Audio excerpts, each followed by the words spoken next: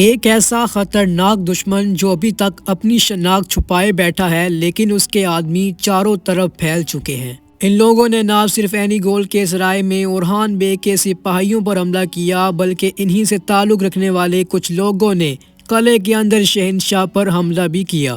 آخر ان کا سربراہ کون ہے اور وہ کہاں پر چھپا بیٹھا ہے؟ حال ہی میں جس کمانڈر کی بورسا میں انٹری ہوئی ہے، تو کیا ڈیفنے اور اس کمانڈر میں سے کوئی ان سب کا سربراہ ہو سکتا ہے، یا پھر کوئی ایسا شخص جو ابھی تک چھپا بیٹھا ہے لیکن تاریخ اس کی گواہی دیتی ہے؟ آخر وہ شخص کون ہوگا؟ آج کی اس ویڈیو میں آپ کو اس کا بتایا جائے گا۔ اس کے علاوہ فلاویوس اور فاطمہ کی کہانی کے متعلق بات کی جائے گی، جو اب خطرناک شکل اختیار کر چکی ہے۔ فلاویوس جو بازنطینی کمانڈر ہے، لیکن فینس کی ایک بڑی تعداد اس کو پسند کرتی ہے اور اس کو فاطمہ خاتون کے ساتھ دیکھنا چاہتی ہے۔ تو کیا اس کہانی کا اینڈ فینس کو خوش کر دے گا یا پھر ان سب کو اداس کرنے والا ہے؟ اور اس کے علاوہ جن لوگوں نے فاطمہ خاتون پر جنگل میں حملہ کیا ہے، وہ لوگ کون ہوں گے؟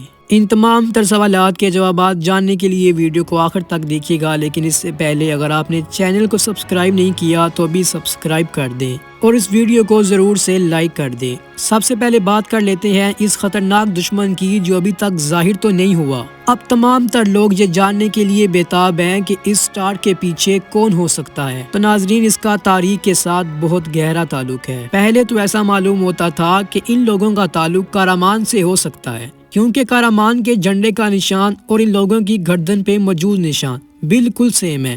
لیکن جب قلعے میں شہنشاہ اینڈرونیکوس پر حملہ ہوا تو ان لوگوں کی گردن پر بھی سٹار کا نشان موجود تھا۔ اب یہ بات تو واضح ہو چکی ہے کہ یہ لوگ کارامان سے تعلق نہیں رکھتے، بلکہ ان کے پیچھے کوئی اور ہے، کیونکہ ان لوگوں کا مقصد نہ صرف اورحان بے کو کمزور کرنا تھا بلکہ شہنشاہ کو بھی مارنا تھا۔ تو اب بتاتے ہیں کہ یہ دشمن کون ہے۔ یہاں پر ہماری دو رائے ہیں، اب بات کو غور سے سنیے گا۔ شہنشاہ اینڈرونیکوس ثانی جو اس ٹائم سیریز میں موجود ہے، یہ 1282 سے لے کر 1328 تک بازنطینی سلطنت کا شہنشاہ رہ چکا ہے۔ 1320 تک اس کی حکومت بالکل ٹھیک جا رہی تھی، یعنی کوئی بھی بغاوت دیکھنے کو نہیں ملی، تمام تر معاملات بالکل ٹھیک جا رہے تھے۔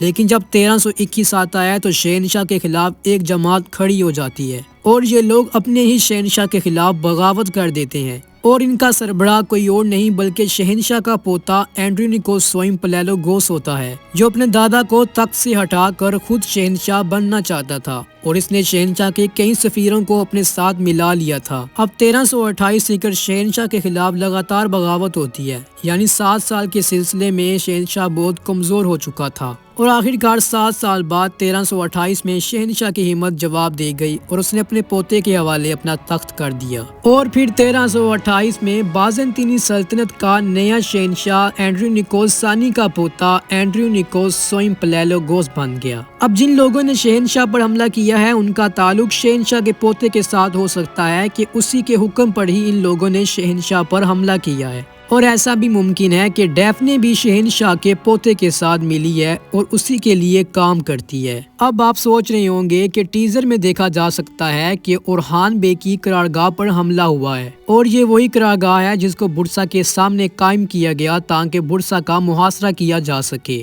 اگر یہ لوگ شہنشاہ کے پوتے کے لیے کام کرتے ہیں تو وہ صرف شہنشاہ کو مارے، انہوں نے اورحان پر حملہ کیوں کیا؟ اب آپ کے سامنے اپنی دوسری رائے بھی رکھتے ہیں۔ ٹیزر میں دیکھا جا سکتا ہے کہ ساروس یہ کہتا دکھائی دیتا ہے کہ عظیم معبد کے سرماؤں نے اپنا کام کر دیا ہے، جیسا کہ آپ سب جانتے ہیں، اور گزشتہ قسط میں دیکھا بھی جا سکتا ہے کہ شہنشاہ اورحان کے ساتھ معاہدہ کرنے میں دلچسپی رکھتا ہے۔ اگر یہ معاہدہ ہو جاتا تو بورسا کو فتح کرنا اور آسان ہو جاتا اور شہنشاہ بیچ میں رکاوٹ بھی نہ بنتا۔ اب کہیں شہنشاہ ترکوں سے معاہدہ نہ کر بیٹھے، اس ڈر سے عیسائیت سے تعلق رکھنے والی ایک ایسی جماعت کھڑی ہوگی جو اپنے شہنشاہ کو مارنے کی کوشش کرے گی، اور یہ لوگ چرچ سے گہرا تعلق رکھتے ہوں گے، یعنی یہ پوپ کے سپاہی بھی ہو سکتے ہیں۔ یہ ایک ایسی جماعت ہوگی جو اپنے مذہب کی حفاظت کے لیے شہنشاہ کے خلاف جائے گی۔ ان کو یہ شبہ ہوگا کہ شہنشاہ ہم سے غداری کر رہا ہے، اور یہ لوگ شہنشاہ پر حملہ کر دیں گے۔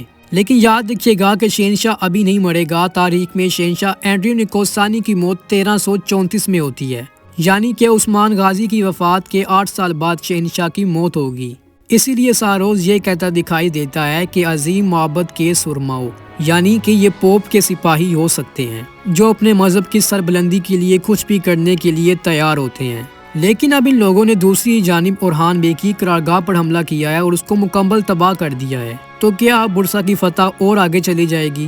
ناظرین یاد رکھیے گا کہ سیریز میں اس ٹائم 1326 کا دور دکھایا جا رہا ہے اور برسا کی فتح اپریل 1326 میں ہوئی تھی، یعنی کہ اب وقت بہت قریب ہے کہ برسا کی فتح ہم سیریز میں دیکھیں گے۔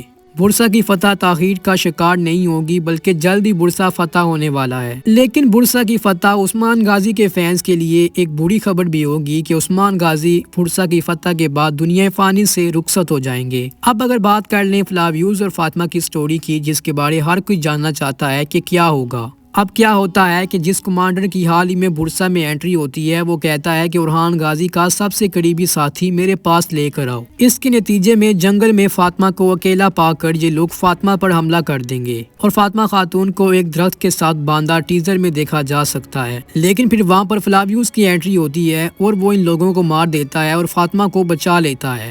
اور فاطمہ ابھی تک فلاویوز کو ایک تاجر سمجھ رہی ہے، جو اس بات کا ثبوت ہے کہ فلاویوز کی حقیقت ابھی فاطمہ کے سامنے نہیں آئی۔ لیکن کیا آپ سب کو یاد ہے کہ فلاویوز نے فاطمہ سے کہا تھا کہ میں لڑنا نہیں جانتا؟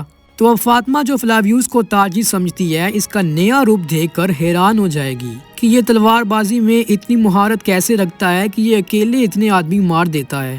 تو ہم ایسا کہہ سکتے ہیں کہ آنے والی قسط میں یا اس سے اگلی ایپیسوڈ میں فلاویوز کی حقیقت فاطمہ کے سامنے آنے والی ہے، کیونکہ فلاویوز کا یہ روپ دیکھ کر اب فاطمہ کو فلاویوز پر شک ضرور ہوگا کہ یہ کوئی تاجر نہیں بلکہ کوئی بڑا کمانڈر ہے۔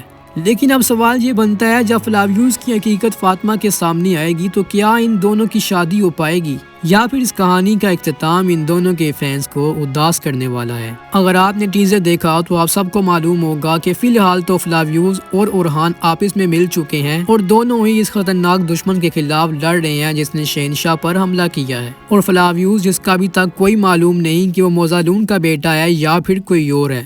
جیسا کہ آپ سب کو پہلے بھی بتایا ہے کہ جب ساروز اورحان کے ہاتھ میں آ جائے گا تو وہ فلاویوز کی حقیقت کھول دے گا کہ فلاویوز موزالون کا بیٹا نہیں ہے۔ تو اس کے بعد ہو سکتا ہے کہ فلاویوز کا تعلق کسی ترک کے قبائل سے ہو، یعنی کہ وہ ایک مسلمان گھرانے سے ہو، لیکن کارا خلیل کے بیٹے کی طرح اس کو بھی اغوا کر لیا ہو، جس کے بعد اس کی تربیت ایک بازنطینی طور پر کی گئی اور یہ اپنے آپ کو عیسائی سمجھتا ہے۔ اگر فلاویوز اپنی حقیقت جان لیتا ہے تو ہو سکتا ہے کہ فلاویوز اسلام کو قبول کر لے اور اس کے بعد ہی فلاویوز کی شادی فاطمہ سے ممکن ہو پائے گی، ورنہ فاطمہ جس کے لیے اپنی ریاست اور اپنے گھر والے سب سے بڑھ کر ہیں، وہ ایک بازنطینی کمانڈر سے کبھی بھی شادی نہیں کرنے والی۔ اور سٹارٹ میں تو یہ بھی دکھایا جائے گا کہ جب حقیقت فاطمہ کو معلوم ہوگی تو فاطمہ فلاویوز سے اپنا رشتہ جدا کر لے گی اور عارضی طور پر فاطمہ یگت کے لیے ہاں بھی کہہ سکتی ہے۔ لیکن یہ کہنا کہ فاطمہ کی شادی یگت سے ہوگی تو ایسا بھی نہیں ہوگا، فاطمہ کی شادی فلاویوز کے ساتھ ہی ہوگی، کیونکہ اس ٹائم فلاویوز جو ایک بازنطینی ہے لیکن تمام تر فینز کا ہیرو بن چکا ہے۔ اب جیسا کہ سیریز کی ریٹنگ پہلے ہی نہیں آ رہی تو فلاویوز کو سیریز سے بائی کر دینا کورلس اورحان کی تباہی ہوگی۔ ہاں اگر فلاویوز اورحان کی سب میں شامل ہو جاتا ہے تو سیریز کی ریٹنگ بھی بڑھے گی اور فینز کے لیے ایک بڑا سرپرائز بھی ہوگا۔ خیر آپ میں سے کون کون فلاویوز کو اورحان کی سب میں دیکھنا چاہتا ہے، نیچے کومنٹ میں اپنی رائے ضرور دیجیے گا، اور اگر آپ کا کوئی بھی کوسچن ہے تو نیچے کومنٹ میں آپ پوچھ سکتے ہیں۔ اب تک کے لیے اتنا ہی، اپنا بہت سا خیال رکھیے گا، ہمیں دعاؤں میں یاد رکھیے گا، ملتے ہیں کسی اگلی ویڈیو میں، اللہ حافظ۔